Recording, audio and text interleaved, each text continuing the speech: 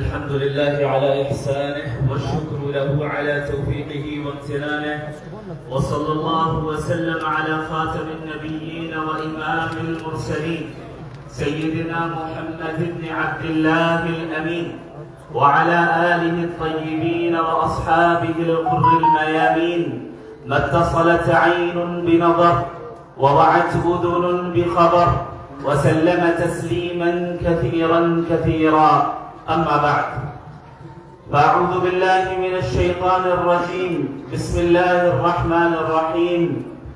ولا تتبع أهواء الذين كذبوا بآياتنا والذين لا يؤمنون بالآخرة وهم بربهم يعدلون. وقال النبي صلى الله عليه وسلم: لا يؤمن أحدكم حتى يكون هواه تبعا لما جئت به، أو كما قال عليه الصلاة والسلام. معزز حاضرین، علماء کرام، طلبہ علوم نبوت، حضرت آدم علیہ السلام کی تخلیق سے لے کر آج تک ہر دور میں رحمانی طاقت اور شیطانی طاقتوں کے درمیان کی کشمکش جاری ہے. ہر زمانے میں شیطانی طاقتوں نے نئے نئے حربے اختیار کیے، نئے نئے افکار کو ایجاد کیا، نئے نئے طریقے اختیار کیے جس کے ذریعے رحمانی طاقت کو وہ شکست دینے کی کوشش کر سکے. دوسری طرف رحمانی طاقت جو دراصل اللہ کی طاقت ہے اور اہل اللہ کی طاقت ہے، اس طاقت نے اللہ رب العالمین کی ہدایات اور احکامات کے مطابق شیطانی طاقتوں کو ہر زمانے میں اور ہر عہد میں شکست دی ہے.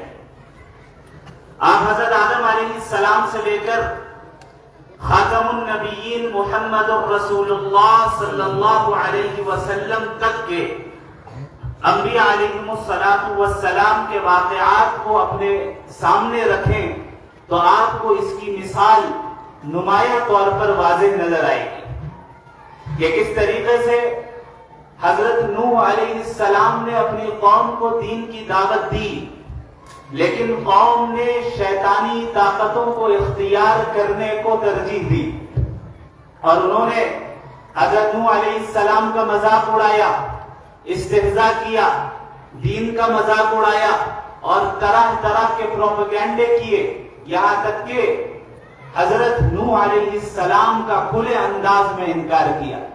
قرآن کریم کی سورہ نوح کی جب آپ تلاوت کریں گے تو آپ کو حضرت نوح کے اندر جو کڑھن تھی اور جو تڑپ تھی وہ آپ کو نظر آئے گی. انی دعوت قومی لیلا ونہارا، اے اللہ ہم نے اپنی قوم کو دن و رات دعوت دی، دن و رات دعوت دی، علن اعلان بھی دعوت دی، انفرادی ملاقاتوں کے ذریعے بھی دعوت دی، لیکن نتیجہ کیا نکلا؟ 950 سال کی دعوت کے بعد بھی بہت ہی چند لوگ تھے جو حضرت نوح علیہ السلام پر ایمان لائے. بظاہر ایسا نظر آیا کہ باطل طاقت کو غلبہ حاصل ہے، باطل افکار کو غلبہ حاصل ہے، لیکن انجام کار کیا ہوا ہم اور آپ سب جانتے ہیں. حضرت شعیب علیہ السلام کا زمانہ، حضرت ابراہیم علیہ السلام کا زمانہ، حضرت اسماعیل، حضرت یعقوب، حضرت موسیٰ، حضرت عیسیٰ، حضرت لوط اور جتنے انبیاء علیہ السلام کے واقعات قرآن کریم میں موجود ہیں. آپ یہ چیز مشترک پائیں گے، باوجود اس کے کہ قوموں کی برائیاں مختلف تھی، قوموں کے افکار مختلف تھے، لیکن آپ تمام انبیاء کے واقعات میں ایک چیز مشترک پائیں گے، وہ ہے ایمان کی حفاظت، ایمان کی حفاظت اور شیطانی طاقتوں کا مقابلہ. یہاں تک کہ خود محمد رسول اللہ صلی اللہ علیہ وسلم کی بعثت جس زمانے میں ہوتی ہے، وہ زمانہ کیسا زمانہ تھا؟ جزیرۃ العرب تاریکی میں مبتلا، بدترین شرک و بت پرستی میں مبتلا، برے اعمال برے اخلاق میں مبتلا، یہاں تک کہ بچیوں کو لڑکیوں کو زندہ دفنا دینے کی رسم ان کے یہاں موجود تھی، سودی لین دین، شراب نوشی، زنا اور اس کے علاوہ دوسروں کو حقیر سمجھنا، غلاموں کے ساتھ بدسلوکی کرنا اور ہر طرح کی جو بدترین برائی ہو سکتی ہے اس وقت جزیرۃ العرب میں موجود تھی۔ اور یہی وجہ ہے کہ محمد رسول اللہ صلی اللہ علیہ وسلم کی بعثت بھی اسی خطے میں ہوتی ہے جس خطے میں ہدایت کی سب سے زیادہ ضرورت ہے، سب سے زیادہ ضرورت ہے۔ آپ صلی اللہ علیہ وسلم کی جب بعثت ہوئی، نبوت سے پہلے 40 سال تک آپ صلی اللہ علیہ وسلم نے جو اخلاق اور کردار اختیار کیا، اس کا نتیجہ یہ نکلا کہ مشرکین مکہ نے انہیں کہا یہ کہ الصادق ہیں، یہ سچے ہیں، الامین ہیں، یہ امانت دار ہیں۔ لیکن جہاں نبوت کا اعلان ہوا، غار حرا میں پہلی وحی جب نازل ہوتی ہے، حضرت جبریل علیہ السلام ریشم کے کپڑے پہ قرآنی آیتیں لکھ کر حضرت محمد رسول اللہ صلی اللہ علیہ وسلم کے سامنے پیش کرتے ہیں اور کہتے ہیں کہ اقرا۔ آپ صلی اللہ علیہ وسلم فرماتے ہیں کہ ما انا بقاری، میں کسی چیز کو دیکھ کر نہیں پڑھ سکتا۔ 2 مرتبہ 3 مرتبہ دہرانے کے بعد حضرت جبریل علیہ السلام اللہ کے حکم سے ان آیتوں کا نزول فرماتے ہیں، اقرا بسم ربک الذی خلق، خلق الانسان من علق، اقرا وربک الاکرم الذی علم بالقلم، علم الانسان ما لم يعلم۔ اللہ کے نبی صلی اللہ علیہ وسلم کو نبوت سے سرفراز کیا جاتا ہے۔ اب حالات مکہ المکرمہ کے بدل جاتے ہیں۔ اب تک جو لوگ اللہ کے نبی صلی اللہ علیہ وسلم کو الصادق اور الامین کہتے تھے، اب وہی افراد نبی کریم صلی اللہ علیہ وسلم کو توحید کی دعوت دینے کے نتیجے میں جھٹلاتے ہیں، جھوٹے جھوٹے الزامات لگاتے ہیں، آپ صلی اللہ علیہ وسلم کو طرح طرح کی تکلیفیں پہنچاتے ہیں، جن میں متعدد افراد کے واقعات تاریخ میں احادیث میں موجود ہیں کہ کس طریقے سے اللہ کے نبی صلی اللہ علیہ وسلم کو متعدد پریشانیوں کا سامنا کرنا پڑا۔ اس کے باوجود آپ صلی اللہ علیہ وسلم ایمان، توحید، دین، شریعت اس سے ہرگز پیچھے نہیں ہٹے، بلکہ آپ صلی اللہ علیہ وسلم نے دعوت و تبلیغ کا کام جاری رکھا اور لوگوں کو ہدایت کی طرف رہنمائی کرتے رہے۔ آہستہ آہستہ لوگوں کو بات سمجھ میں آنے لگی کہ یہ بات جو محمد رسول اللہ صلی اللہ علیہ وسلم ارشاد فرما رہے ہیں، یہ بات ان کی اپنی بات نہیں ہے، یہ کلام ان کا اپنا کلام نہیں ہے، یہ پیغام ان کا اپنا پیغام نہیں ہے، در حقیقت یہ اللہ جو پوری کائنات کا خالق و مالک ہے ان کی طرف سے بھیجے ہوئے پیغمبر ہیں، اور یہ جو کلام سنا رہے ہیں، یہ جو بات پہنچا رہے ہیں، یہ جو پیغام ہم تک منتقل کر رہے ہیں، در حقیقت یہ اللہ رب العالمین کا کلام ہے۔ پوری سیرت کو اٹھا کر دیکھ لیں، مکی دور کو بھی دیکھ لیں، مدنی دور کو بھی دیکھ لیں، یہ مشترک بات اور چیز آپ کو نظر آئے گی کہ شیطانی طاقتوں کا مقابلہ اور مسلمانوں کے ایمان کی حفاظت کا کام انبیاء علیہ السلام اور بالخصوص محمد رسول اللہ صلی اللہ علیہ وسلم نے کیا۔ صحابہ کرام کی ایک ایسی جماعت تیار ہو جاتی ہے جو پریکٹیکلی عملی طور پر دین پر عمل کرنے والی جماعت ہوتی ہے۔ وہ ایسی مبارک جماعت ہوتی ہے جو نبی کریم صلی اللہ علیہ وسلم کے نقش قدم پر قائم ہوتی ہے۔ عہد نبوی کے گزر جانے کے بعد دور صحابہ میں اب نئے قسم کے حربے وجود میں آنے لگے، نئے نئے فتنے وجود میں آنے لگے۔ صحابہ کرام ان فتنوں سے گھبرائے نہیں، ان حربوں سے متاثر نہیں ہوئے، بلکہ صحابہ کرام نے نبی کریم صلی اللہ علیہ وسلم کے نقش قدم پر چلتے ہوئے تمام انسانیت کے ایمان کی حفاظت کا کام شروع کیا اور غلط عقیدے کو لوگوں کے سامنے مسترد کیا۔ آپ کو معلوم ہونا چاہیے کہ اللہ کے نبی صلی اللہ علیہ وسلم کے گزر جانے کے بعد صحابہ کرام کی ہی زندگی میں اور ان کے عہد میں ہی ایک فرقہ وجود میں آیا جو خوارج کہلائے، جنہوں نے تمام صحابہ کرام کو والعیاذ باللہ کافر کہا۔ صحابہ کرام نے ان کے ساتھ مقابلہ کیا اور ان کے دلائل کے ذریعے ان کے غلط افکار اور غلط عقیدے کی تردید کی اور صحیح عقیدے کا اثبات کیا۔ پھر آپ آگے دور میں آ جائیں، اسلاف کے دور میں آ جائیں، ائمہ و مجتہدین کے دور میں آ جائیں، تو آپ دیکھیں گے کہ پھر نئے فتنے وجود میں آئے۔ امام احمد بن حنبل رحمہ اللہ کا زمانہ آیا اور ایک مسئلہ لوگوں کے سامنے آیا، وہ مسئلہ تھا مسئلہ خلق قرآن۔ مسئلہ خلق قرآن یہ ایک ایسا مسئلہ تھا جس میں اہل السنت کا جو صحیح عقیدہ تھا اس سے انحراف بعض لوگوں نے اختیار کیا۔ لوگوں نے کہنا شروع کیا کہ مسلمانوں یہ جو قرآن کریم ہے یہ در حقیقت اللہ کی مخلوق ہے، والعیاذ باللہ، جبکہ نبی کریم صلی اللہ علیہ وسلم نے جو صحیح عقیدہ پیش کیا تھا اس کے مطابق قرآن کریم اللہ کی مخلوق نہیں ہے، کیا ہے؟ اللہ کی صفت ہے، اللہ کی صفت ہے، اور اللہ کی صفت کو مخلوق کہنا یہ کتنا بڑا جرم ہے۔ اس کا اندازہ امام احمد بن حنبل رحمہ اللہ کو تھا۔ امام احمد بن حنبل رحمہ اللہ کھڑے ہوئے، انہوں نے اس غلط فکر کا مقابلہ کیا، اس غلط عقیدے کا مقابلہ کیا، انہوں نے کتاب و سنت سے دلائل پیش کیے، باوجود اس کے کہ حالات بالکل ان کے مخالف تھے، باوجود اس کے کہ حالات یہ بتا رہے تھے کہ بظاہر اسباب کے تحت یہ جو صحیح عقیدہ ہے اب محفوظ نہیں رہ پائے گا، بلکہ غلط عقیدوں کو مکمل فروغ حاصل ہو گیا۔ لیکن آپ دیکھیں اللہ رب العالمین نے کیسے رجال اللہ سے کام لیا ہے، اپنے بندوں سے کیسا کام لیا۔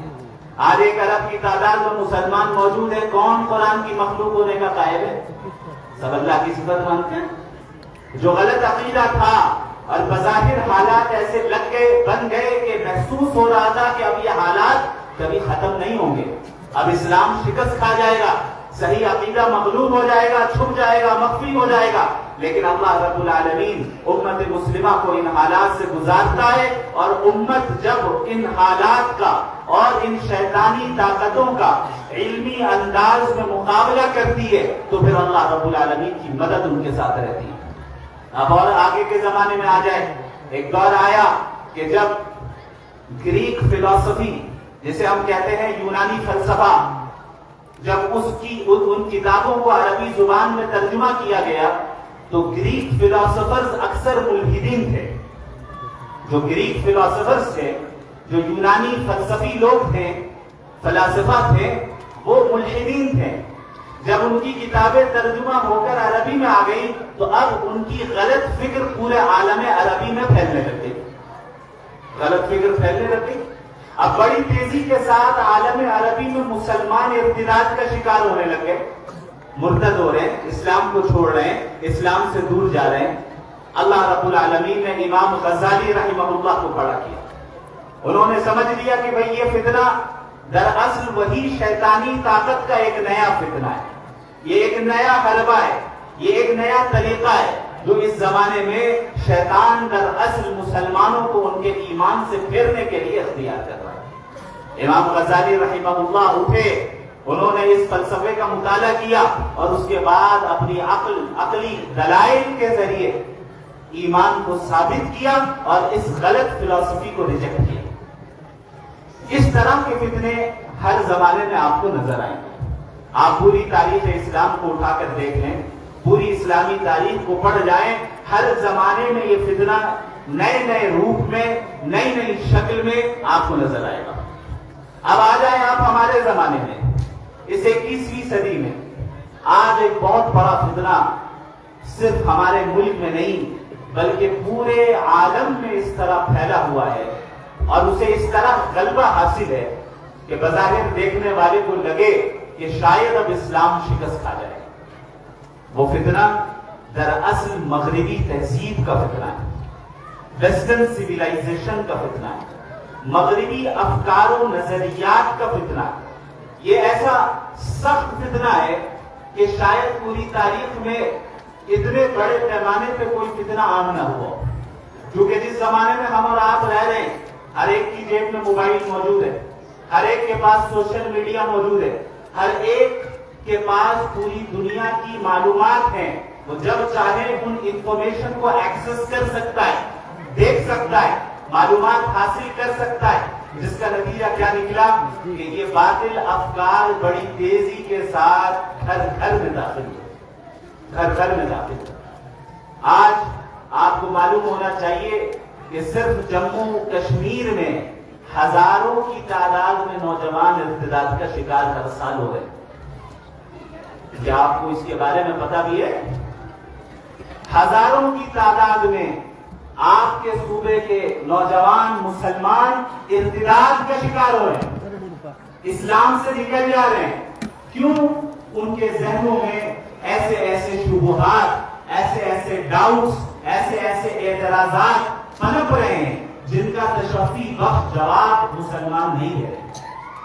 ان کی فکر کو نہیں سمجھ رہے، ان کے مزاج کو نہیں سمجھ رہے، انہیں جو پڑھایا جا رہا ہے انہیں نہیں سمجھ رہے۔ مغربی تہذیب نے جہاں متعدد اور مختلف شعبوں میں تسلط حاصل کیا، انہی شعبوں میں سے ایک بہت بڑا شعبہ تعلیم کا ہے۔ پورا ایجوکیشنل سسٹم اس وقت مغربی تہذیب کے قبضے میں، اور ہم فخر محسوس کرتے ہیں کہ ہمارے بچے جو ہے فلاں اسکول میں پڑھتے ہیں، وہ بہت نامی اسکول ہے، بڑا اسکول ہے، لیکن کیا ہو رہا ہے کہ جب ماڈرن ایجوکیشن کو ویسٹرن پیراڈائم اور مغربی افکار کے تحت پڑھایا جا رہا ہے تو 10 سال 12 سال پڑھنے کے بعد ایک بچہ جب فارغ ہو کر نکل رہا ہے ان عام اسکولوں سے تو وہ ملحدانہ مزاج لے کر اور مغربی افکار لے کر نکل رہا ہے۔ ہم نے اس کی طرف توجہ نہیں دی۔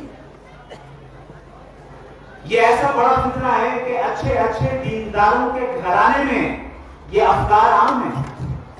خواتین کے اندر آزادی کے نام پر انہیں اللہ سے بغاوت کرنا سکھایا جا رہا ہے، انہیں یہ بتایا جا رہا ہے کہ تم جب تک حجاب پہنو گی تم غلام ہو، تم آزاد نہیں، تم اپنے شوہروں کی خدمت کرو گی تم غلام ہو، تم آزاد نہیں ہو۔ یہ الگ بات ہے کہ اس ویسٹرن دنیا کے نزدیک ایک شوہر کی خدمت کرنا یہ تو غلامی ہے، لیکن ایک عورت ایئر ہوسٹس بن کر سینکڑوں غیر محرم مردوں کی خدمت کرے تو یہ آزادی ہے۔ یہ دو رخا پن ہے، یہ دوگلا پن ہے جو مغربی تہذیب کے اندر موجود ہے۔ لیکن یاد رکھیں ہمارے اور آپ کی یہ ذمہ داری ہے کہ ہم ایسے افراد تیار کریں جو در حقیقت اس زمانے اور اس صدی کے فتنوں کا علمی اور اکیڈمک انداز میں مقابلہ کرنے کی صلاحیت رکھتے ہوں۔ مغربی تہذیب کے نتیجے میں چند برائیاں ہمارے نوجوانوں کے اندر بالخصوص داخل ہوئی۔ سب سے پہلی چیز جو مغربی تہذیب کے نتیجے میں ہمارے معاشرے میں پھیلی ہے وہ ہے انڈیویجولزم، یعنی انفرادیت۔ یہاں ہر ایک کو صرف اپنی فکر ہے، میں جو چاہتا ہوں وہ ہونا چاہیے۔ مغربی تہذیب کا کانسیپٹ ہی ہے کہ می اینڈ مائی ڈیزائرز، میں اور میری خواہشات۔ ایک انسان اپنے آپ کو اس کائنات کا مرکز قرار دے دیتا ہے کہ میری جو خواہشات ہیں ان خواہشات کو پورا کرنے میں کوئی مذہب رکاوٹ نہیں بننا چاہیے۔ اسی لیے آج دیکھیں ماڈرن دنیا میں ہیومن رائٹس کا بڑا نعرہ لگایا جاتا ہے۔ کون سے ہیومن رائٹس؟ وہ لبرل ہیومن رائٹس، خود ساختہ ہیومن رائٹس جو در حقیقت اللہ کے دیے ہوئے رائٹ سے ٹکراتے ہیں۔ اب ایک انسان زنا کرنا چاہے تو مغربی تہذیب کے نزدیک اگر وہ چاہتا ہے یہ اس کا حق ہے، کوئی روکنے والا نہیں ہونا چاہیے۔ کیوں؟ کیونکہ اس تہذیب نے ایک انسان کے اندر انڈیویجولزم کو داخل کر دیا کہ تم سب سے اعلیٰ ہو، تم اپنی خواہشات کو پورا کرو، ان خواہشات کو پورا کرنے میں کوئی چیز رکاوٹ نہیں بننی چاہیے، تبھی تم آزاد ہو۔ تم دوسروں کی فکر نہ کرو، تم اپنی پوری امت کی فکر نہ کرو، تم اپنی فکر کرو۔ یہی وجہ ہے کہ آج اور ہم سب رونا روتے ہیں کہ بھئی آج کوئی ایک دوسرے کی مدد نہیں کرتا، ہر ایک کو اپنا پیٹ پالنے سے فرصت نہیں ہے، اپنے بچوں کی ترقی کے علاوہ وہ دوسروں کی طرف متوجہ ہی نہیں ہوتا، اپنی ترقی کے علاوہ دوسروں کی طرف متوجہ نہیں ہوتا. وجہ کیا ہے؟ بنیاد کیا ہے؟ یہی انڈیویجولزم ہے کہ میں سب سے پہلے میری خواہشات پہلے پوری ہوگی. جبکہ دوسری طرف دین اسلام نے انفرادیت نہیں اجتماعیت کا تصور کیا. دوسری طرف دین اسلام نے انڈیویجولزم نہیں سکھایا، اسلام نے ایک امت کا کانسیپٹ دیا کہ تم سب کیا ہو؟ ایک امت. اسی لیے نبی کریم صلی اللہ علیہ وسلم نے فرمایا کہ ایک تمام امت مسلمہ ایک جسم کے مانند ہے. اذا اشتكى عضو تداعى له سائر الجسد بالحمى والسهر، کہ جسم کا ایک حصہ بھی اگر درد میں مبتلا ہو تو پوری رات پورا جسم جاگا رہتا ہے. اب بھائی کسی کے دانت میں درد ہو، اس درد کی وجہ سے آنکھیں بھی جاگ رہی ہیں کہ نہیں جاگ رہی ہیں؟ جاگ رہی ہیں. آنکھوں میں تو درد نہیں. انسان پریشان ہے، اضطرابی کیفیت میں، ہاتھ پیر ہلا رہا ہے، پٹک رہا ہے، حالانکہ درد ہاتھ اور پیر میں تو نہیں ہے، درد تو صرف ایک دانت میں ہے. لیکن اس ایک دانت میں درد کی وجہ سے پورا جسم جاگا ہوا ہے اور پریشانی میں مبتلا ہے. یہی مثال نبی کریم صلی اللہ علیہ وسلم نے پوری امت کی دی کہ یہ پوری امت مسلمہ ایک جسم کی مانند ہے. اب یہ کسی ملک کے رہنے والے ہو، کہیں کے رہنے والے ہو، کسی خطے کے رہنے والے ہو، اگر امت مسلمہ کو تکلیف ہوگی تو بحیثیت امت ہر مسلمان کو تکلیف ہوگی. یہی وجہ ہے کہ آج فلسطین اور غزہ کے مسلمانوں کو جس طریقے سے ظلم و زیادتی کا سامنا کرنا پڑ رہا ہے، کیا ہمارا دل نہیں دکھتا ہے؟ یہ دل دکھتا ہے. کس بنیاد پر؟ لوگ کہتے ہیں بھائی وہ تو دوسرے ملک کے ہیں، وہ تو دوسری زبان بولتے ہیں، وہ تو دوسرے علاقے سے تعلق رکھتے ہیں، پھر تمہیں کیوں پریشانی ہو رہی ہے؟ ہمیں اس لیے پریشانی ہو رہی ہے کیونکہ ہم امت واحدہ ہیں. یہ کانسیپٹ اسلام نے دیا. دوسری طرف مغربی تہذیب نے اس کا بالکل الٹا کانسیپٹ دیا کہ اپنی فکر کرو، امت کی فکر نہ کرو، دوسروں کی فکر نہ کرو، پڑوسی کی فکر نہ کرو. افسوس کی بات ہے ہمارے معاشرے میں ان آداب اور ان اخلاق اور جو پڑوسیوں کے حقوق، رشتہ داروں کے حقوق ہیں، ان کو ادا کرنے کی ذمہ داری کا احساس ہمارے اندر سے ختم ہو گیا. نبی کریم صلی اللہ علیہ وسلم امت کا کانسیپٹ کیسے پیش کر رہے ہیں، غور کر رہے ہیں. آپ صلی اللہ علیہ وسلم فرما رہے ہیں کہ جب تم گھر میں سالن بناؤ تو شوربہ زیادہ رکھ لینا تاکہ تم اس سالن کو اپنے پڑوسی تک بھی پہنچا سکو. نبی کریم صلی اللہ علیہ وسلم نے فرمایا لا یؤمن احدکم حتی کہ تم میں سے کوئی اس وقت تک مومن نہیں ہو سکتا جب تک کہ لا یأمن جارہ بوائقہ، اس کا پڑوسی اس کے شر سے محفوظ نہ ہے. آج ہر ایک انسان اپنے اندر غور کرے اور سوچے کیا ہمارے پڑوسی ہمارے شر سے محفوظ ہیں؟ کیا ہم نے اپنی پڑوسیوں کے ساتھ، اپنے محلے والوں کے ساتھ، اپنے علماء کے ساتھ، اپنے ائمہ کے ساتھ، اپنے رشتہ داروں کے ساتھ ایسا سلوک برقرار رکھا جو ایک امت ہونے کے نتیجے میں جو سلوک ہمیں اختیار کرنا چاہیے؟ یہ ہے دراصل سلو پوائزن جو مغربی تہذیب نے ہمارے دلوں میں اور دماغوں میں داخل کیا.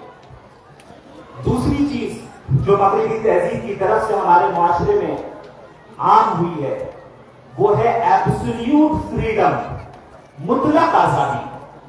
ہر انسان یہ چاہتا ہے کہ میں جو چاہتا ہوں اسے کرنے میں مجھے مکمل آزادی ملنی چاہیے.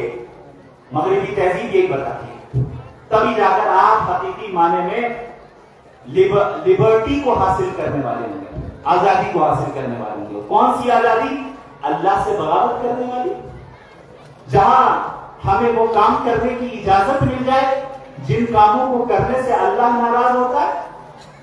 کہ ایک انسان اگر گناہوں کو کرنا چاہے تو مغربی تہذیب کے نزدیک آپ کو کرنے کا حق ہے.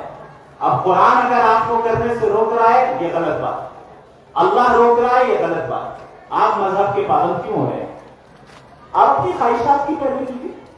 اور اسی کا ذکر قرآن کریم نے بڑے ہی خوبصورت انداز میں کیا ہے. افرأیت من اتخذ الہہ ہواہ، کیا آپ نے ایسے شخص کو دیکھا جس نے اپنی خواہشات کو ہی اپنا خدا بنا لیا؟ جو انسان خدا کی پیروی کرنے والا ہوتا ہے وہ دن رات اس بات کی کوشش میں ہوتا ہے کہ میں کیسے اپنے خدا اپنے رب کو راضی کروں. لیکن جب کوئی باطل خدا بنا لے، اپنے نفسانی خواہشات اور ڈیزائرز کو ہی خدا بنا لے، تو وہ انسان دن رات اپنی ڈیزائرز کو ہی پورا کرنے میں مصروف رہتا ہے. نتیجہ کیا نکلتا ہے کہ اس کو اس کے نزدیک اللہ پر اس کے نفس کو فوقیت حاصل ہوتی ہے. والعیاذ باللہ. آج ہم اور آپ ذرا غور کریں اور اپنی زندگی میں دیکھیں کہ زندگی میں کتنے لمحات ایسے آتے ہیں جہاں ہم جان بوجھ کر اللہ کے حکم کو پس پشت ڈالتے ہیں اور اپنے خواہشات کے مطابق چلتے ہیں اور پیروی کرتے ہیں. الحمدللہ یہاں کے جموں کشمیر کے بہت سی رسموں سے اور طور طریقوں سے اور افکار و نظریات سے میں اچھے طریقے سے واقف ہوں. جب ہمارے یہاں شادی ہوتی ہے تو اندازہ لگائیں کہ ہم کس طرح لاکھوں روپے اڑاتے ہیں. اندازہ لگائیں صرف اس لیے کہ لوگ کیا کہیں گے، صرف اس لیے کہ ہم ایک اسٹینڈرڈ سیٹ کریں گے، صرف اس لیے کہ میری خواہش ہے کہ ہم شادی کو سادگی کے ساتھ انجام نہ دیں بلکہ ان چیزوں کو کریں تاکہ معاشرے میں ہمارا نام ہو. ہوتا ہے کہ نہیں ہوتا ہے؟ کرتے ہیں. پریکٹیکل چیزیں. کوئی ہوائی فائرنگ تو نہیں کر رہا. جانتے ہیں آپ سب کیسے ہوتا ہے. جب معاملہ جاب کا آ جائے، جب معاملہ نکاح کا آ جائے، جب معاملہ تجارت کا آ جائے اور شریعت ان تمام چیزوں میں حد بندی کر رہی ہے، لیمیٹیشنز کو کھینچ رہی ہیں، ایسے موقع پہ دراصل ایک مومن کا امتحان ہوتا ہے کہ یہ خدا پرست ہے یا نفس پرست ہے. یہ کس کو ترجیح دیتا ہے؟ اللہ کو ترجیح دیتا ہے یا انسانوں کے بنائے ہوئے اسٹینڈرڈز کو ترجیح دیتا ہے یا اپنی خواہشات کو ترجیح دیتا ہے؟ مغربی تہذیب کا نتیجہ یہ نکلا کہ ہم اب یہ سمجھنے لگ گئے کہ ہم اس طرح ہمیں مطلق آزادی حاصل ہے کہ اللہ رب العالمین بھی العیاذ باللہ میں نہیں ہو سکتا. در حقیقت ہم اپنے عمل کے ذریعے یہی ثابت کر رہے ہیں. بڑے افسوس کی بات ہے. جب سودی لین دین کا معاملہ ہو، قرآن کریم کہہ رہا ہے کہ فَأْذَنُوا بِحَرْبٍ مِّنَ اللَّهِ وَرَسُولِهِ. اللہ نے سود کو حرام قرار دیا ہے. نہ سود لینا جائز ہے، نہ سود دینا جائز ہے. لیکن تجارت کا مسئلہ آ گیا، چلو کوئی گنجائش نکل جائے، چلو ہم سودی لون لے لیں، چلو ہم سودی لون دے لیں. نکاح کا مسئلہ آ گیا، اللہ کے نبی فرما رہے ہیں إِنَّ أَعْظَمَ النِّكَاحِ بَرَكَةً أَيْسَرُهُ مَعُونَةً، کہ سب سے زیادہ بابرکت نکاح وہ ہے جس میں سب سے کم خرچ کیا جائے. نبی یہ فرما رہے ہیں، شریعت یہ فرما رہی ہے، لیکن ہمارا مزاج کچھ اور کہہ رہا ہے، ہماری مینٹالٹی کچھ اور کہہ رہی ہے، ہماری خواہش کچھ اور کہہ رہی ہے. ہم اس خواہش کی پیروی کریں گے. یہی تو ہے افرأیت من اتخذ الہہ ہواہ. کیا آپ نے ایسے شخص کو دیکھا، کیا آپ نے ایسے شخص کو دیکھا جس نے اپنی خواہش کو اپنا خدا بنا لیا؟ اللہ رب العالمین ہم سب کی حفاظت فرمائے. ایمان ایک ایسی دولت ہے، یاد رکھیں.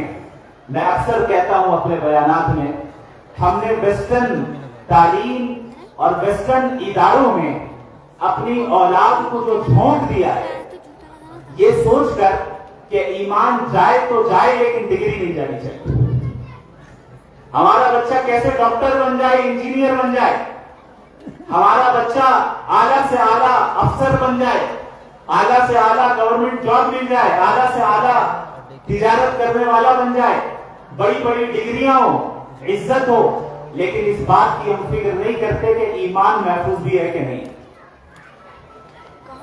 بڑی بڑی ڈگریوں کے مقابلے میں لاکھوں گنا زیادہ بہتر یہ ہے کہ ہمارے بچے جاہل بن کر مر جائیں لیکن ایمان کے ساتھ اس دنیا سے گزریں.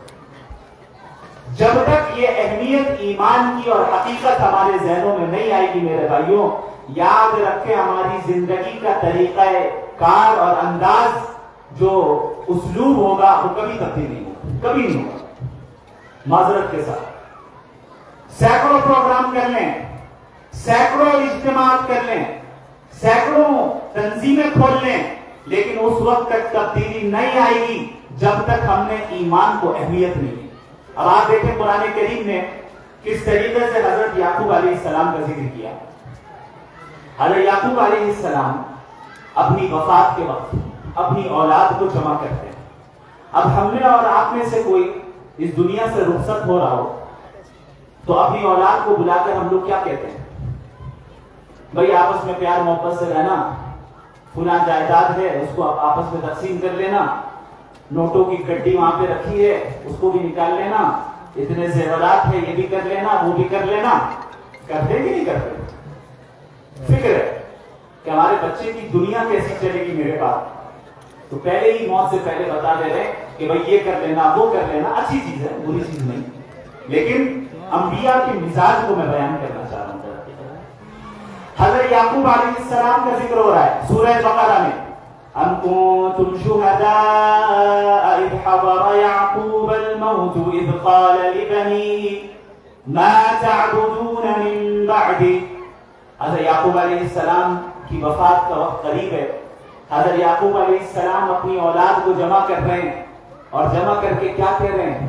یہ نہیں کہہ رہے ہیں کہ فلاں جاب اختیار کر لینا، فلاں ڈگری حاصل کر لینا، فلاں مال کو آپس میں تقسیم کر دینا۔ سیدھا اور سٹیک سوال، بتاؤ میری وفات کے بعد کس کی عبادت کرو گے؟ اللہ اکبر۔ یہ دیکھیں انبیاء کے نزدیک ایمان کی اہمیت،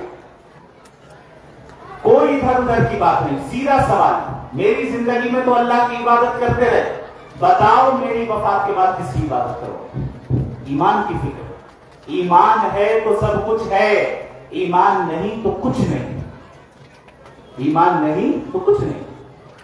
یہ دنیا کی رنگ و رونق اور دنیاوی ترقیات، مال و دولت، مادہ پرستی، یہ ساری چیزیں انسان کی آخری سانس تک ہے۔ بس جہاں موت کا فرشتہ نظر آیا ساری چیزیں یوں ہی پڑی رہ جائیں گی، کوئی نہیں پوچھنے والا۔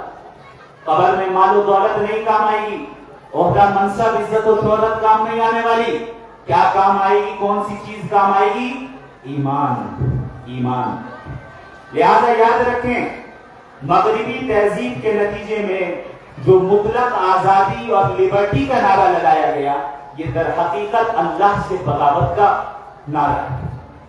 ہم میں سے ہر ایک نے یہ سمجھ لیا کہ ہم جو چاہیں گے وہ کریں گے، چاہے اللہ کے خلافی کیوں نہ ہو، شریعت کے خلافی کیوں نہ ہو، جبکہ نبی کریم صلی اللہ علیہ وسلم نے صاف صاف فرما دیا لا یؤمن احدکم حتی یکون ہواہ تبعا لما جئت بہ۔ تم میں سے کوئی اس وقت تک مومن ہو نہیں سکتا جب تک کہ اس کی خواہشات میری لائی ہوئی شریعت کے تابع نہ ہو جائے۔ جب تک کہ خواہشات شریعت کے تابع نہ ہو جائے ایک مومن کامل مومن نہیں ہو سکتا۔ اب ہم اور آپ زندگی کے ایسے موڑ پہ آ جائے جہاں ہماری خواہشات کچھ اور کرنے کو کہہ رہی ہے، اللہ کا حکم کچھ اور کرنے کو کہہ رہا ہے۔ اب امتحان ہے، اب امتحان حقیقی آزمائش۔ اب اگر ہم نے اپنی خواہش کو چھوڑ دیا اور اللہ کے حکم کو فالو کیا، در حقیقت یہ انسان اب کامل مومن بن رہا ہے، چونکہ اس نے اپنی خواہشات کو اللہ کی شریعت کے تابع کر دیا۔ جب یہ افکار ہمارے معاشرے میں آئے تو خود بخود ہمارے ذہنوں میں مادہ پرستی بھی آ گئی۔ مادہ پرستی یعنی مٹیریلزم۔ مٹیریلزم کسے کہتے ہیں؟ کہ بھئی صرف دنیا کی زیب و زینت، مال و دولت اور دنیا کی چیزوں کو اختیار کرنا، اسی کو کامیابی سمجھنا، یہ ہے مٹیریلزم۔ ہمارا مزاج ہے کہ نہیں ہے؟ اپنی گاڑی ہونی چاہیے، اپنا مکان ہونا چاہیے، اتنی بینک بیلنس ہونی چاہیے، فلاں جاب ہونی چاہیے، فلاں ڈگری ہونی چاہیے، فلاں تجارت ہونی چاہیے۔ اللہ حلال طریقے سے دے دے تو اس میں کوئی حرج کی بات نہیں، یہ تو اللہ کی نعمت ہے۔ لیکن جب انسان ان مادی چیزوں کو کامیابی کا ذریعہ سمجھنے لگ جاتا ہے، اب وہ اپنے آپ کو ہلاکت میں ڈالتا ہے۔ ہمارے یہاں کامیاب انسان کون سمجھا جاتا ہے؟ بھئی لوگ پوچھتے ہیں دنیا والوں سے، آپ کی کامیابی کا راز کیا ہے؟ آپ کے سکسس کا راز کیا ہے؟ آپ کیسے کامیاب ہو گئے؟ کس سے پوچھتے ہیں؟ جو بہت مال والے ہو، جو دولت والے ہو، جو شہرت والے ہو، عزت والے ہو۔ ہم نے دولت، شہرت، عزت، عہدہ، منصب اس کو کامیابی کا معیار ٹھہرا دیا۔ تو جب ہمارے ذہنوں میں یہ اسٹینڈرڈ بیٹھ گیا کہ بھائی کامیاب انسان ہونے کا مطلب یہ ہے کہ تمہاری اچھی جگہ جاب لگ جائے، تمہارے پاس اتنے پیسے ہو، تمہارا اپنا بنگلہ ہو، تمہارے اپنی گاڑی ہو، تمہیں فلاں عہدہ مل جائے، تمہاری اتنی عزت ہو، تمہاری اتنی شہرت ہو۔ تو اب نتیجہ کیا نکلا؟ ہماری پوری زندگی کس طرح گزر رہی ہے؟ انہی چیزوں کو حاصل کرنے کے لیے گزر رہی ہے۔ جبکہ قرآن کریم نے جو کامیابی کا معیار پیش کیا، قرآن کریم نے جو سکسس کا معیار پیش کیا، وہ کیا ہے؟ آئیے قرآن سے پوچھیں۔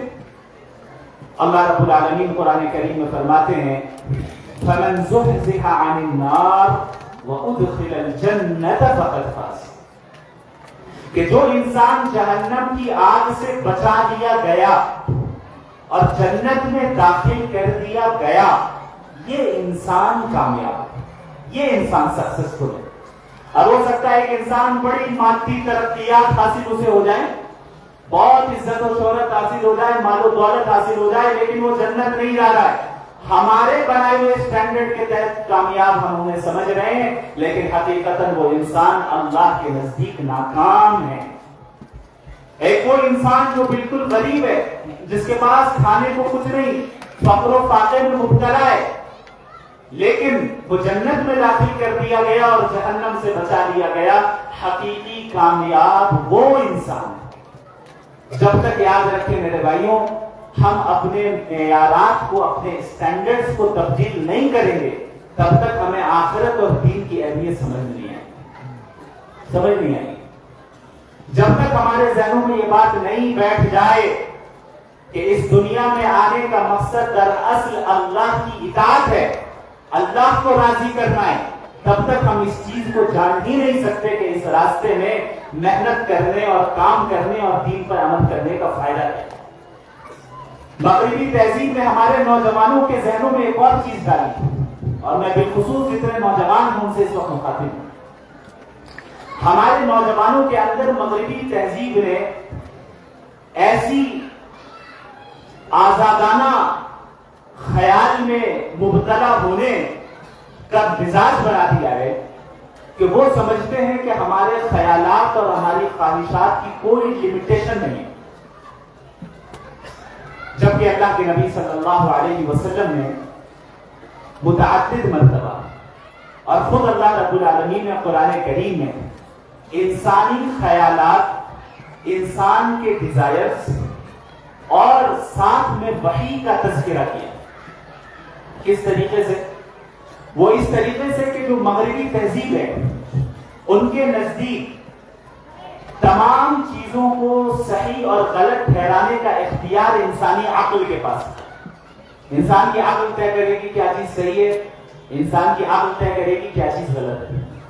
جب یہ مینٹالٹی ہمارے نوجوانوں کے اندر آئی اور ویسٹرن دنیا نے اپنے معیارات کو اور اپنے اسٹینڈرڈز کو ان کے ذہن و دماغ میں داخل کر دیا اور بٹھا دیا، تو اب انسانوں کے خود ساختہ معیارات سے ہم اور آپ اللہ کے دین کو جج کرنے لگ گئے اور ہم حکم بن گئے۔ اب ہم دھڑلے سے کہتے ہیں کہ بھئی ہاں یہ بات سمجھ میں اسلام کی نہیں آتی، ولی اعوذ باللہ۔ آئے دن ایسی ویڈیوز آتی رہتی ہیں، ایسے افراد بولتے ہوئے نظر آتے ہیں کہ آپ پتہ نہیں آج کے زمانے میں حجاب کی کیا ضرورت، آج کے زمانے میں فلاں حکم کی کیا ضرورت، آج کے زمانے میں اس کی کیا ضرورت۔ یہ چیز کہاں سے پیدا ہوئی؟ یہ چیز یہاں سے پیدا ہوئی کہ ہم نے اپنی عقل کو ہر چیز کا حکم ٹھہرا دیا، کہ عقل کو اعلیٰ سمجھا، کہ عقل سے طے ہوگا کہ کیا صحیح ہے کیا غلط، جبکہ قرآن کریم اور شریعت اسلامیہ نے عقل کی قدر کی ہے۔ اسی لیے قرآن کریم بار بار کہتا ہے افلا تعقلون، عقل نہیں رکھتے؟ اللہ کی نشانیوں پہ غور کرو، آسمانوں پر، زمین پر، پہاڑوں پر، عقل نہیں رکھتے، عقل کا استعمال کرو، اللہ کی قدرت کو پہچانو، لیکن اللہ نے بیان کر دیا کہ عقل کا ایک مخصوص دائرہ ہے، ایک اس کی حد ہے، ایک لمیٹیشن ہے۔ کیوں؟ کیونکہ انسان کی عقل محدود ہے نا، انلمیٹڈ تو نہیں، لا محدود تو نہیں، لمیٹڈ ہے۔ تو اللہ رب العالمین کی حکمت لا محدود ہے۔ کیا ہم اپنی عقل سے اللہ کی حکمت کو پہچان پائیں گے، مکمل طور پہ جان پائیں گے؟ کبھی نہیں۔ اللہ کی حکمت کا ہم احاطہ کر سکتے ہیں اپنے علم سے، اپنی حکمت سے، اپنی عقل سے؟ کبھی نہیں ہو سکتا۔ لہذا قرآن کریم اور اسلام یہ سکھاتا ہے کہ عقل کا استعمال تو ہوگا، لیکن ایک مخصوص دائرے تک ہوگا، اور اس دائرے کے بعد اگر ہمیں معلومات حاصل کرنی ہے اور صحیح اور غلط کا فیصلہ کرنا ہے تو اب ہمیں وحی الہی کی طرف رجوع کرنا ہے، اللہ کی وحی کی طرف، اللہ کی ریویلیشن کی طرف۔ اللہ تعالیٰ نے جو وحی نازل کی وہ اسی لیے نازل کی کہ صحیح اور غلط کا فیصلہ بندوں کو بتا سکے۔ اب ہم اللہ کی وحی کو چھوڑ کر اپنی عقل کا استعمال کریں اور ہم روشن خیالی کو جو ہے اپنے لیے فخر محسوس کریں اس میں، اور اس طرح آزادانہ خیالات میں مبتلا ہونا جو ہمیں دراصل شریعت سے ہی باہر نکال دے، اس پہ ہم فخر محسوس کریں اور اپنے آپ کو انٹلیکچوئل اور ایجوکیٹڈ سمجھیں، یاد رکھیں یہ دراصل شیطانی دھوکہ ہے، شیطانی دھوکہ ہے۔ قرآن نے اس کا ذکر کیا کہ انبیاء علیہ السلام کو جب یہ قومیں جھٹلاتی، فریقوا بما عندهم من العلم، ان کے پاس جو علم ہوتا اس علم پر انبیاء کے سامنے اتراتی تھی یہ قومیں، فریقوا بما عندهم من العلم، اور مذاق اڑاتی ہوئی، ان کو کیا معلوم، ہم جانتے ہیں ہمارے پاس سائنس کا علم ہے، ہمارے پاس فلاں علم ہے، ہمارے پاس فلاں علم ہے۔ نتیجہ کیا نکلا؟ ہلاک و برباد ہوئے، انبیاء کے راستے کو انہوں نے ترک کیا۔ یاد رکھیں اسلام ماڈرن ایجوکیشن کو اختیار کرنے سے ہرگز نہیں روکتا، لیکن ماڈرن ایجوکیشن کو مغربی تہذیب کے سائے میں رکھ کر پڑھنے اور پڑھانے سے منع کرتا ہے۔ سمجھ میں آ رہی ہے بات؟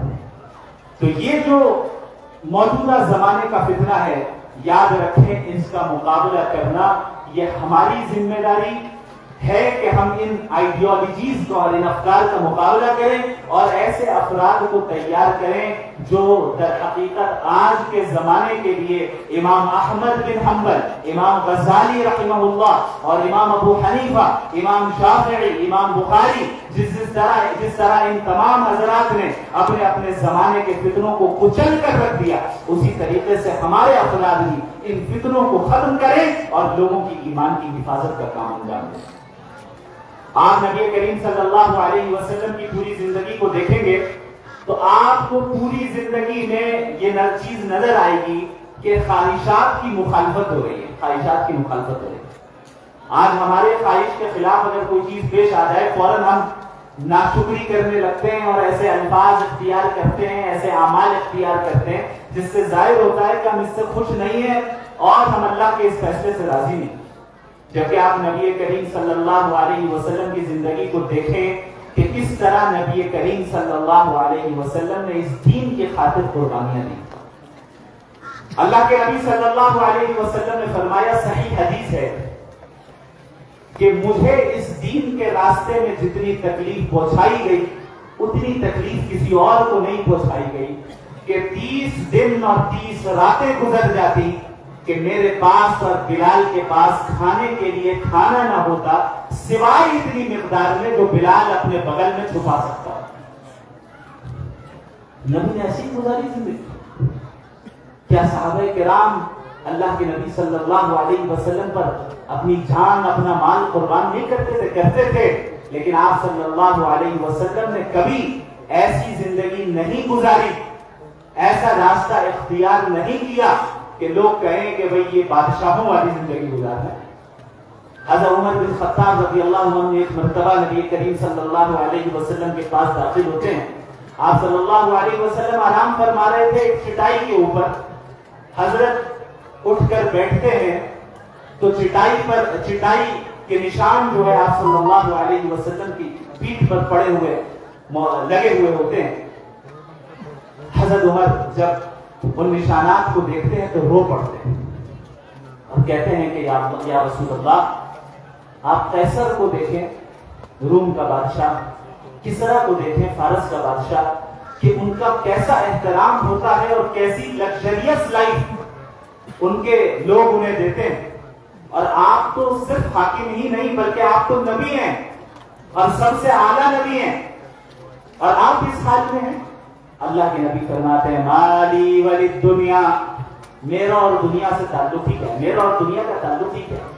میں تو اس مسافر کی طرح ہوں جو سفر کر رہا ہے اور تھوڑی دیر کے لیے کسی درخت کے سائے میں آرام کر رہا ہے، پھر اپنی منزل کی طرف روانہ ہو جائے.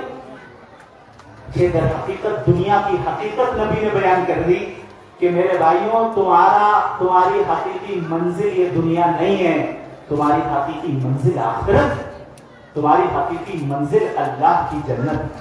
تو دنیا میں صبر و قناعت کرو، اور جو قربانیاں دین کی خاطر مالی اعتبار سے، جانی اعتبار سے دینی پڑے، اس میں فخر محسوس کرو. اللہ کے نبی صلی اللہ علیہ وسلم ایک مرتبہ ایک جنگ میں زخمی ہوئے. آپ صلی اللہ علیہ وسلم کی انگلیوں سے خون بہنے لگا.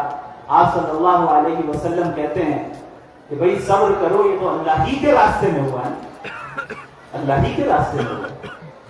غزوہ خندق کا موقع ہے، سخت مقابلہ، موسم سرد، موسم سردی شدت اختیار کی ہوئی، جنگ شدت اختیار کی ہوئی، اور اس کے علاوہ فقر و فاقہ، کھانے کے لیے کچھ ہے نہیں. بھوک سے ایسی صورتحال قائم ہو گئی کہ صحابہ کرام اپنے پیٹ پہ پتھر باندھے. ایک ایک پتھر سب نے اپنے پیٹ پہ باندھا کہ کم از کم پتھر کی ٹھنڈک پیٹ میں محسوس ہو اور اس کی وجہ سے جسم سیدھا کھڑا رہے، بھوک کی وجہ سے ہم جھک نہ جائیں، کیونکہ ابھی مقابلہ ہو رہا ہے. لیکن بھوک کی شدت بڑھ گئی، بہت بڑھ گئی. صحابہ کرام اللہ کے نبی صلی اللہ علیہ وسلم کے پاس آتے ہیں اور شکایت کرتے ہیں کہ یا رسول اللہ، بھوک کی شدت سے ایسا حال ہو گیا ہے کہ ہم نے اپنے پیٹوں پر ایک ایک پتھر باندھا ہے. آپ صلی اللہ علیہ وسلم اپنی چادر مبارک کو ہٹاتے ہیں اور دکھاتے ہیں کہ میں نے 2 پتھر باندھے. نبی کون سے نبی؟ افضل البشر و افضل الانبیاء، اللہ کے سب سے مقرب بندے.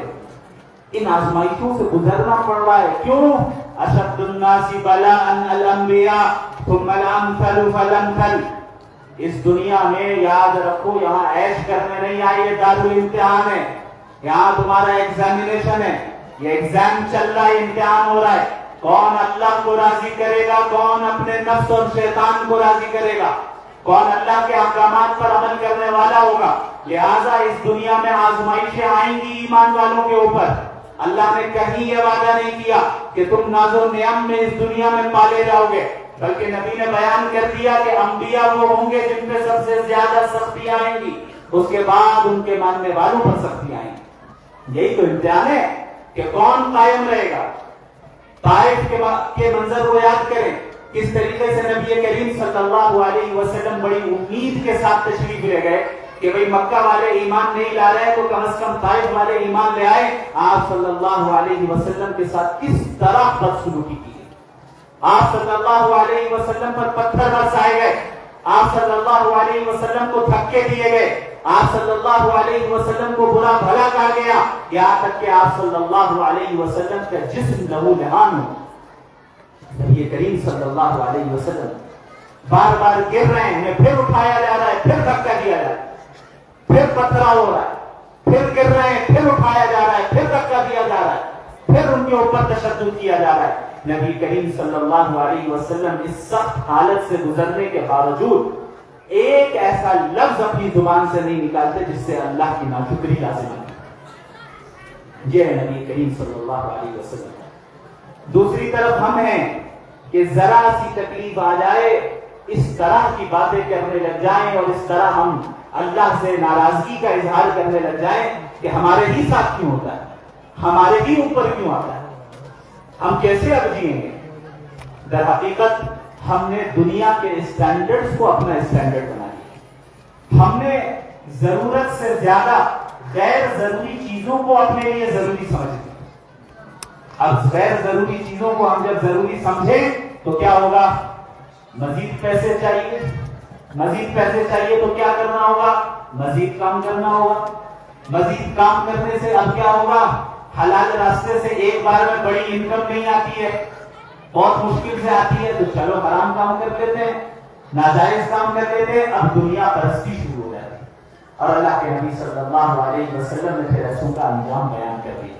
یاد رکھیں، یہ جو پیغام میں آپ حضرات تک پہنچانا چاہتا ہوں، یہ در حقیقت میری پوری گفتگو کا خلاصہ یہ ہے کہ ہم اور آپ جدید فتنوں سے مروب نہ ہو، جدید چیزوں سے مروب نہ ہو، بلکہ وہ فتنے جو سر اٹھا رہے ہیں، جن کے متعلق نبی کریم صلی اللہ علیہ وسلم نے پہلے ہی پیشن گوئی فرما دی تھی کہ ایک زمانہ آئے گا کہ اس میں ایسے فتنے ہوں گے کہ قطع اللیل المظلم، رات کی تاریکیوں کی طرح۔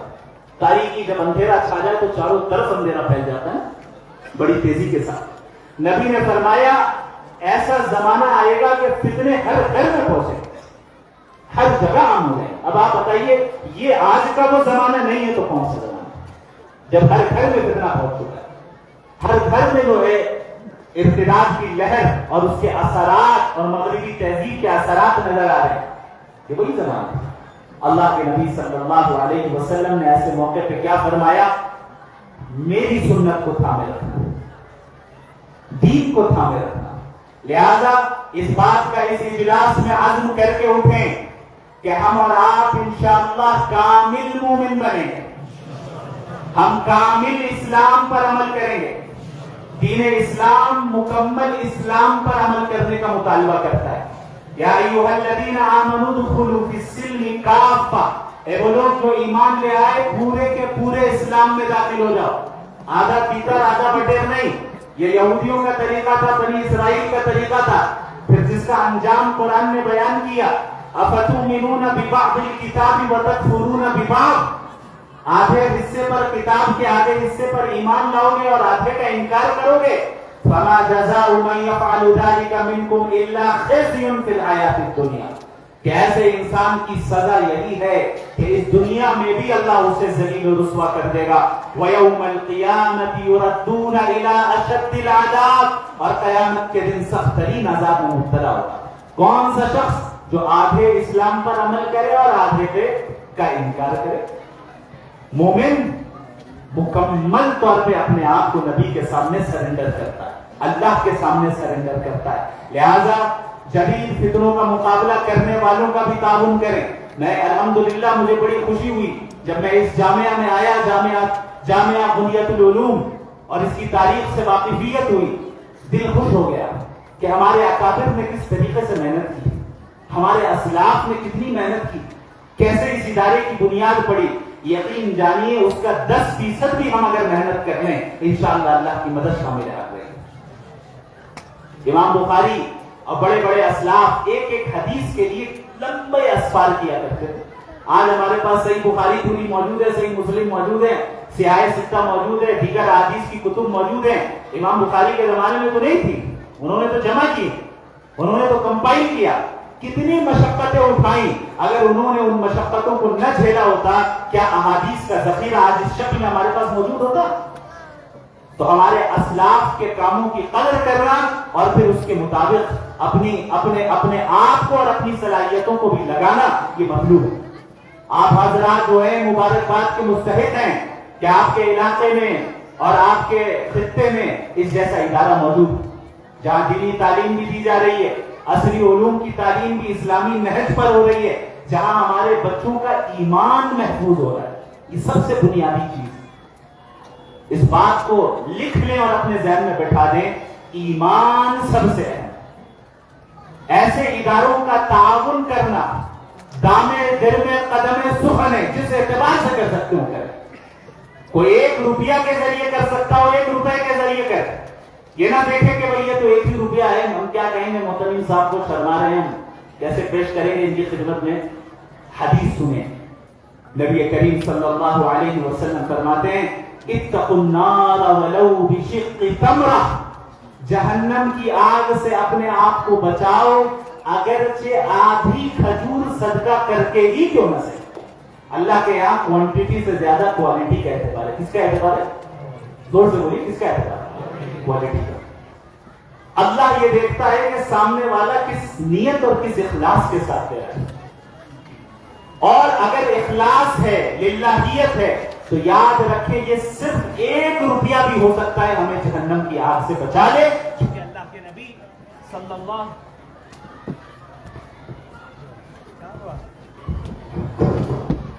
के नबी सल्लल्लाहु अलैहि वसल्लम ने फरमाया कि अपने आप को बचाओ जहन्नम की आग से, गरचे आधी खजूर ही सदका करके क्यों न सही, क्योंकि इंसान के इखलास पर इसका मदार है कि अमल कबूल होगा या नहीं होगा। लिहाजा अपने माल से, अपनी जान से, अपने वक्त से, अपनी फिक्र से, अपने अमल से और अपने अहल अयाल के जरिए, अपने जानने वालों के जरिए, अपने साथियों के जरिए, अपने रिश्तेदारों के जरिए बोलकर, चलकर, ताउन करके हर एतबार से इस इदारे और इस जैसे जितने इदारे आपके इलाके में हो और आपके शहर में हो उनका ताउन करें। यह आप सबकी जिम्मेदारी, हम सबकी जिम्मेदारी। ये जो उलमा बैठे हैं, ये जो आपके सामने आपसे दरखास्त कर रहे हैं कि ताउन करें, ये किसके लिए कर रहे हैं? अपने लिए कर रहे हैं, आपके बच्चों के लिए कर रहे हैं। इनसे इनकी जेब नहीं भरती, ये इदारे के लिए। ये तो इनका एहसान है कि इतने मुतवाज़े अंदाज में आपसे मुतालबा कर रहे हैं। हालांकि मेरा मिजाज इतना मुतवाज़िआना नहीं है।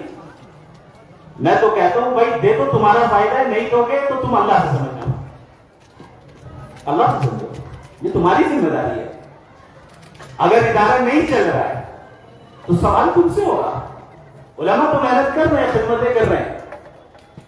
तो मेरा मिजाज थोड़ा सा ऐसा है, बुरा ना मानिएगा, लेकिन हमारे जो ये उलमा है, ये इनका तवाज़ो है। अल्लाह रब्बुल आलमीन इन हज़रात को जज़ाए खैर अता फरमाए और इन हज़रात से बड़ा काम ले, और आप तमाम हज़रात को जज़ाए खैर दें।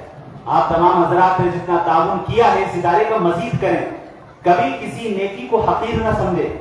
कौन सी नेकी कब इंसान को कब बचा ले, कब नजात का जरिया बन जाए, हमें नहीं मालूम है। अल्लाह रब्बुल आलमीन इस इदारे को, इस इदारे के बानियान को और इस इदारे के मुंतज़िमीन को, मुतअल्लिकीन को, तलबा और तालिबात को और जितने भी हमारे इस इदारे के मुहिब्बीन हैं, सबको जज़ाए खैर अता फरमाए। हम सबको ईमान पर कायम व दायम रखे और ईमान पर ही हमें मौत नसीब फरमाए। व आखिरु दावाना अल्हम्दुलिल्लाहि रब्बिल आलमीन।